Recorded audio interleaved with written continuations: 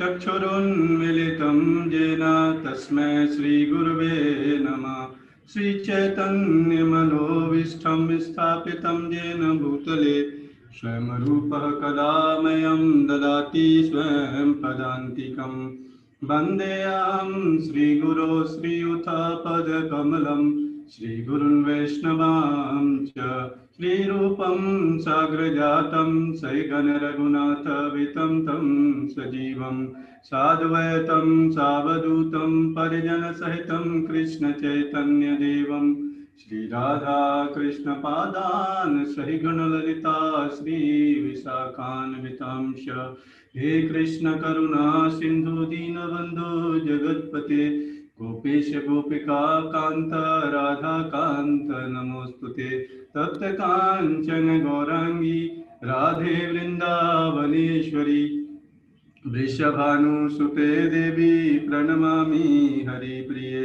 वाञ्छाकल्पतरुभ्यश्च कृपा सिन्धुभ्येव च पतितानां पावनेभ्यो वैष्णवेभ्यो नमो नमः। जय श्री कृष्ण चैतन्य प्रभु नित्यानंद श्री अद्वैत गदाधर शिवासादि गौरभक्तवृंद। हरे कृष्णा कृष्ण कृष्ण हरे हरे, हरे राम राम राम हरे हरे। हरे कृष्णा। तो आपका हार्दिक स्वागत आज के सेशन में। और आज हम भगवद गीता के सेकंड चैप्टर का 55 वर्स डिस्कस करेंगे और समझेंगे कि ट्रांसेंडेंटल मोड होता क्या है और प्रकृति के 3 मोड क्या होते हैं। ठीक है ना। तो आइए ये श्लोक पर चर्चा करते हैं। श्री भगवान वाचा। तो कल प्रश्न पूछा किसने? अर्जुन ने, है ना, इसलिए कल अर्जुन वाचा था। और उसने बहुत इंपॉर्टेंट प्रश्न पूछा। जनरली आजकल एजुकेशनल इंस्टीट्यूशंस में ये प्रश्न नहीं पूछे जाते इस तरीके।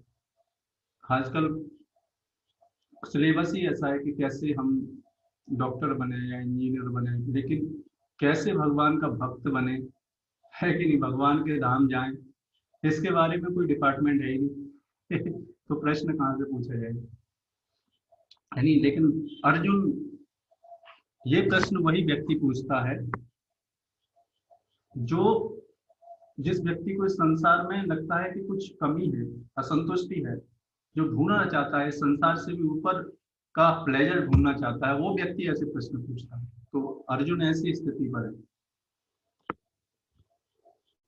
श्री भगवान उवाच प्रजाहाति यदा कामान् सर्वान् पार्थ मनोगतान् आत्मन्येवात्मना तुष्टः स्थित प्रज्ञस्तदोच्यते। श्री भगवान ने कहा एक बार, जब मनुष्य मनोधर्म से उत्पन्न होने वाली, मनोधर्म आप देखो, ये सुख और दुख, मनोधर्म मतलब मन के हिसाब से सुख और दुख हम बना लेते हैं। तो इसलिए भगवान ने बताया, भगवद गीता में भी बताया भगवान ने कि ये सब इंद्रियों का बोध है अर्जुन, इनसे ऊपर होते। आज हो सकता है वो आज का सुख हो, वो कल दुखी होने लगे उसी बात पर, है कि नहीं। और आज जिस बात पे दुखी है उसी बात पर कल को सुखी हो सकते हैं। सेम चीज डिपेंड करता है कि हमारे पास नॉलेज कैसा है, कैसा विजन है हमारे पास, है कि नहीं। आप देखो, अगर हम लाल कलर का चश्मा लगा लेंगे तो दुनिया कैसी दिखती है, लाल कलर की, है कि नहीं।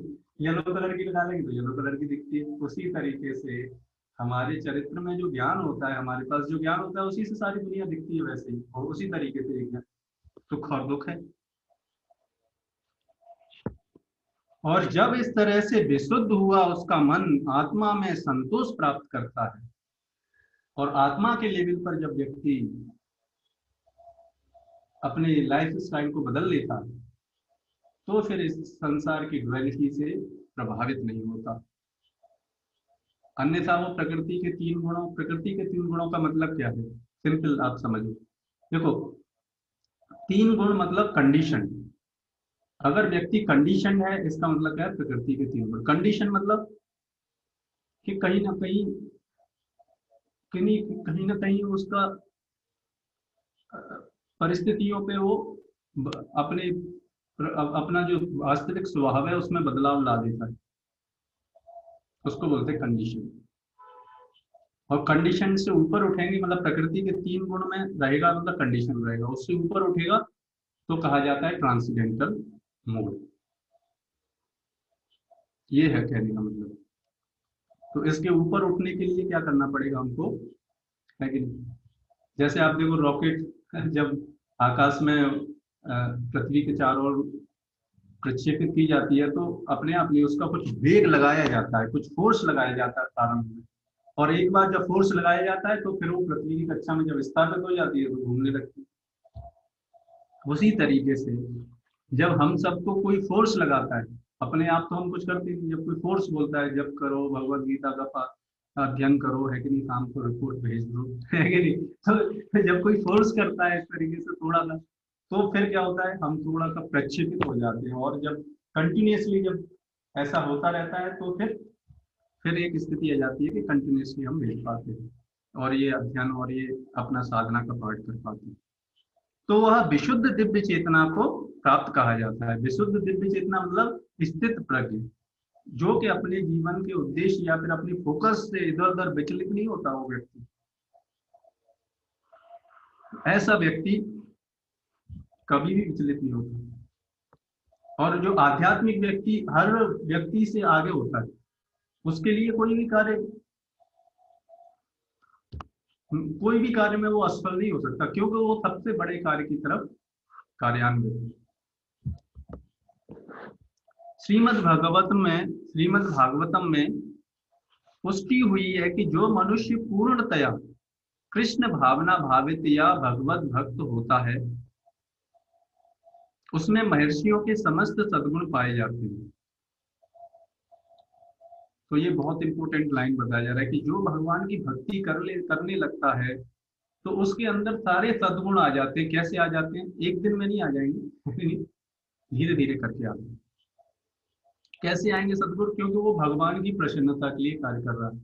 और भगवान जिस व्यक्ति से प्रसन्न हो जाएंगे उसके लिए कोई असंभव बात है, कोई असंभव बात नहीं। इसलिए उसके अंदर वो सारे गुण डेवलप हो जाएंगे अगर वो भगवान की भक्ति करना प्रारंभ कर दे। इसके लिए भागवतम में शास्त्रों में बताया गया, उसमें महर्षियों के समस्त सद्गुण पाए जाते हैं। किंतु जो व्यक्ति आध्यात्म में स्थित नहीं होता, लेकिन जो व्यक्ति भगवान की भक्ति नहीं करता और जो सो कॉल्ड मोरलिटी के प्रिंसिपल दिखाता है, जैसे आप देखो होटल में बड़ा मोरलिटी, बड़ा अच्छी अच्छी बात करेंगे कस्टमर को लुभाने के लिए, है कि नहीं कि आओ, और इतनी अच्छी तरीके से तो लगेगा अरे ये क्या है एकदम।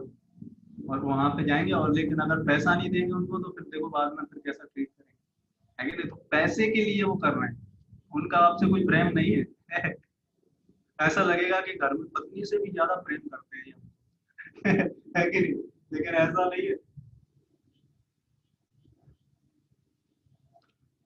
तो अध्यात्म में तो ऐसा व्यक्ति क्या हुआ, जो अध्यात्म में नहीं है, तो बाहर से लगेगा ऐसा, लेकिन उसके अंदर गुण नहीं है इस तरीके से, जो केवल बाहर का दिखावा है, पैसे के लिए वो दिखावा कर रहा है उन गुणों का। जैसे ही उसका पैसा खत्म तो फिर सारा उसका असली स्वभाव आ जाता है नहीं? उसमें एक भी योग्यता नहीं होती, क्योंकि वह अपने मनोधर्म पर ही आश्रित रहता है। फलतः यहाँ यह ठीक ही कहा गया है कि व्यक्ति को मनोधर्म द्वारा कल्पित सारी विषय वासना को त्याग देना चाहिए। तो यहाँ पे ये बताया जा रहा है, अगर हमें ट्रांसेंडेंटल मोड में एंटर करना है तो हमें ये मन से उत्पन्न होने वाले जितने भी सुख दुख है या धारणाएं हैं या जो भी विचार हमारे हो जाते हैं, उनसे क्या होना चाहिए, उनको त्यागना चाहिए। नहीं तो क्या होगा, उन अनवांटेड डिजायर्स को ही फुलफिल करने में समय निकल जाएगा। अब देखो कोई भी इच्छा पूर्ण करने के लिए आपको समय लगाना पड़ेगा, और समय आपके पास अनंत नहीं है, ये समझ लो क्योंकि समय आपके कंट्रोल में नहीं है।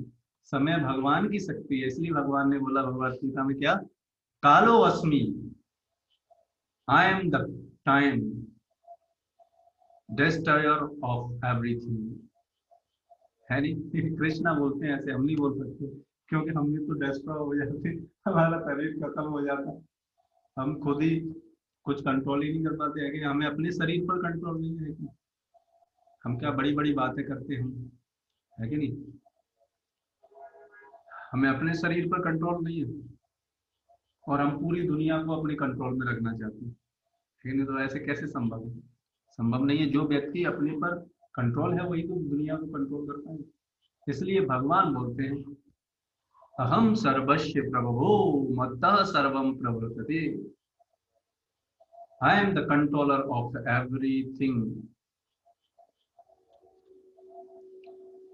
कृत्रिम साधन से इनको रोक पाना संभव नहीं है, किंतु कहने का मतलब ये बताया जा रहा है कि कोई आर्टिफिशियली भी प्रयास करेगा तो भी ये भगवत भक्ति के गुण नहीं उसके अंदर आएंगे, है ना? कुछ समय के लिए प्रयास करेगा, शांत रहेगा, लेकिन वो किसी मोटिव के लिए, भगवान की भक्ति जिसमें आ गई उसके नेचुरल नेचुरल उसके अंदर सारे गुण आ जाते हैं। किंतु यदि कोई कृष्ण भावना वृत्त में लगा होता हो तो सारी विषय वासनाएं स्वतः किसी प्रयास के दब जाती है। और इसका आप देखो प्रत्यक्ष उदाहरण आपको हम बताते हैं। आपने विश्वामित्र मुनि के बारे में सुना होगा। विश्वामित्र मुनि अपने बल पर अपनी इंद्रियों को कंट्रोल करना चाहते थे और उन्होंने तपस्या किया, कई हजार सालों तक तपस्या किया, लेकिन फिर भी जब कामदेव आए उनके सामने, यानी कुछ स्त्रियां मेनका आई, तो फिर वो अपने आप को बचा नहीं पाए, प्रभावित हो गए उनसे। लेकिन वहीं हम देखते हैं श्रीला हरिदास ठाकुर, जो आज से 500 साल पहले नवदीप में आए थे, चैतन्य महाप्रभु के शिष्य, चैतन्य महाप्रभु के अनुयायी, उनको वो भगवान की भक्ति करते थे, भगवान के नामों का जप करते थे। तो उनसे एक जमींदार, वहां का मुस्लिम शासक था, वो उनसे, क्योंकि वो भगवान की भक्ति करते थे तो लोग उनके पास जाते थे, फॉलो करते थे, तो उसको डर होने लगा कहीं लोग इसको ही फॉलो ना करे तो मुझे कौन फॉलो करेगा। ठीक है। तो उसने क्या किया, षड्यंत्र रचा और एक हीराबाई वैश्या को बोला कि जाओ तुम उसके पास और उसके चरित्र को भ्रष्ट कर दो। तो हरिदास ठाकुर, भगवान के जो भक्त होते हैं उनकी देखिए क्या शक्ति है। वो वहां गए जब करने, हरिदास ठाकुर जब कर रहे हो, ये चैतन्य चरितमृत में दिया गया है ना? पहले भगवत गीता खत्म होगी, उसके बाद भागवतम, फिर चैतन्य चरितमृत आप पढ़ सकते हैं। है कि नहीं? तो फिर क्या हुआ, उस वो जो वैश्या हीराबाई आई वहां पर, और वो इतना आकर्षक कपड़े, और रात के समय, वो भी शाम के रात के समय, और उसने डायरेक्टली प्रपोज किया हरिदास ठाकुर को। और हरिदास ठाकुर ने बोला ठीक है, मैं आपकी इच्छा को पूरा करूंगा, बट क्या है कि मैं 1 लाख नाम लेने का, 3 लाख नाम लेने का प्रण लिया है, इसलिए मैं,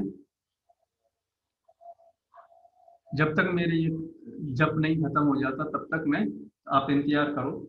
और हरिदास ठाकुर जप करते रहे, रात भर हो गया, और क्योंकि उनको आनंद लग रहा है इस नाम जप में, इसलिए उनको बाहर का आकर्षण, है कि नहीं जा रहा। परम दृष्टवा निवर्तन्ते, जिसने हायर टेस्ट डेवलप कर लिया वो लोअर टेस्ट से प्रभावित नहीं होता। तो हरिदास ठाकुर क्या थे, रात भर जप किए और सुबह का टाइम आया तो फिर वो वैश्या शर्म के मारे वहां से चली गई।